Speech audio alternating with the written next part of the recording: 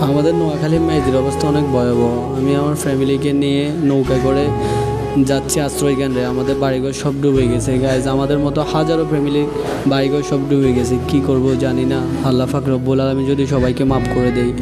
কি অন্যায় করছি জানি না। আল্লাহ কি করছে দেখেন, আমাদের রোডের ওপর পানি।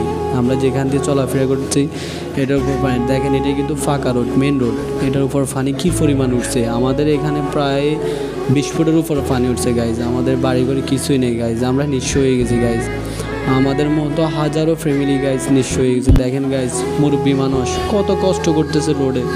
এই যে আমাদের এই কষ্টগুলা কেন হচ্ছে গাইজ?